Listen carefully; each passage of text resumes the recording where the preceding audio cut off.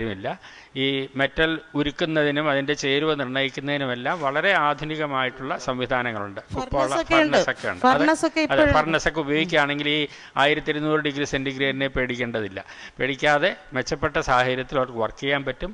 അതുപോലെ ഇത് ഫിനിഷ് ചെയ്യുന്നതിന് ടേൺ ചെയ്യുന്നതിന് വേണ്ടിയിട്ടുള്ള അവരുപയോഗിക്കുന്നത് വളരെ ക്രൂഡായിട്ടുള്ള ഒരു ലേത്താണ്. അതിൻ്റെ ആധുനിക രൂപങ്ങൾ ഇപ്പോൾ ലഭ്യമാണ്. അതുപയോഗിക്കാൻ അവരെ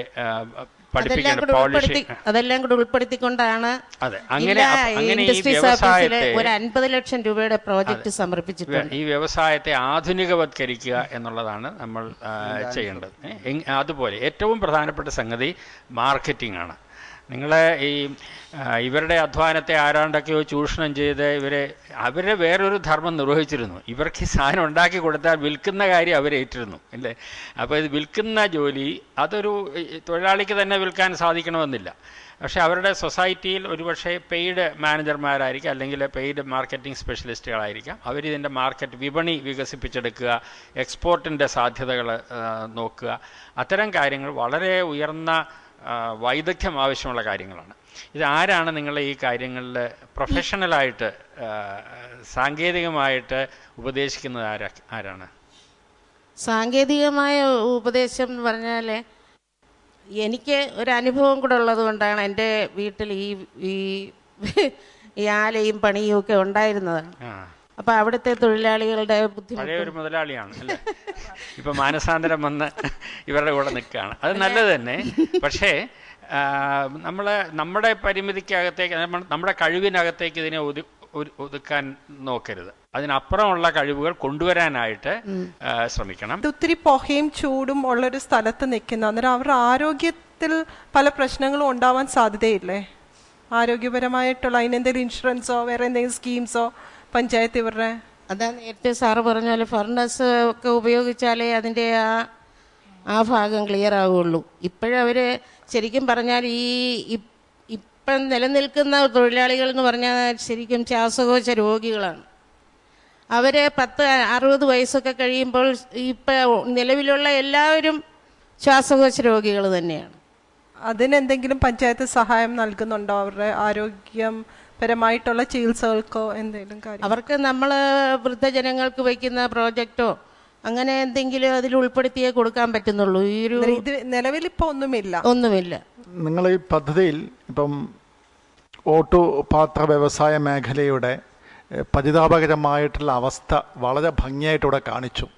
പക്ഷെ അതിൽ പഞ്ചായത്തിന് എന്ത് നേട്ടം അല്ലെങ്കിൽ എന്ത് കോൺട്രിബ്യൂഷൻ നടത്താൻ പറ്റി എന്ന് ചിന്തിച്ചു കഴിഞ്ഞാൽ, ഒരു സൊസൈറ്റി ഉണ്ടാക്കി എന്നതിലുപരി നമുക്ക് എന്ത് എഫക്റ്റീവ് ഇൻ്റർവെൻഷൻ അവിടെ നടത്താൻ സാധിച്ചിട്ടുണ്ട് പഞ്ചായത്തിന്?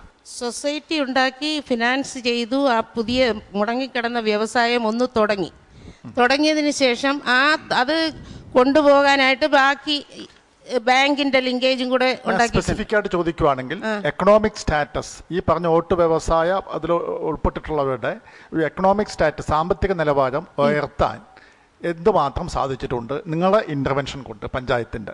ഈ 30 പേർക്കും അവിടെ തൊഴിൽ ഉണ്ട്, അവർക്ക് കൂലി കിട്ടുന്നുണ്ട്. ഇതിന്റെ ലാഭനഷ്ടം എത്ര വരും? നമുക്ക് ഇൻവെസ്റ്റ്മെന്റും ഈ പ്രൊഡക്ഷൻ കോസ്റ്റ് നോക്കിക്കഴിഞ്ഞാൽ അത് എന്താ അതിന്റെ സാമ്പത്തിക വശം എന്ന് പറയാവോ? ഇത്രയും സ്ട്രെയിൻ ഉള്ളത് കൊണ്ട് ലാഭം അതുപോലെ തന്നെ ഉണ്ട്. ലാഭമുണ്ടോ? ഉണ്ട്. കണക്കുകളുണ്ടോ? എന്തെങ്കിലും കണക്കുകൾ പറയാൻ ലാഭത്തിന്റെ? ഇത്ര ഉണ്ടാക്കിയാൽ ഇത്ര ലാഭം കിട്ടുന്ന വല്ലതും? അത് ഈ റോ മെറ്റീരിയൽസ് അവരുടെ എഫേർട്ടിന്റെ ലാഭമാണ് അവർക്ക്. എന്നാലും തുറന്ന് പറയുന്നില്ല. അപ്പൊ ലാഭമുണ്ട് എന്ന് തന്നെ നമ്മൾ വിശ്വസിക്കുന്നു. എങ്ങനെയുണ്ടായിരുന്നു? വളരെ സന്തോഷമായിരുന്നു. ഞങ്ങളുടെ പഞ്ചായത്തിനെ പറ്റി ഇവിടെ ഇരിക്കുന്നവരും ലോകരും ഇതെല്ലാം അറിയുന്നതൊക്കെ ഞങ്ങൾക്ക് വളരെ ഒരു സന്തോഷമുള്ള കാര്യമാണ്. ജഡ്ജസിന്റെ ചോദ്യങ്ങൾക്കൊക്കെ നല്ല രീതിയിൽ മറുപടി പറയാൻ സാധിച്ചു. പിന്നെ മാർക്സിലേക്ക് കിടക്കാം അല്ലേ?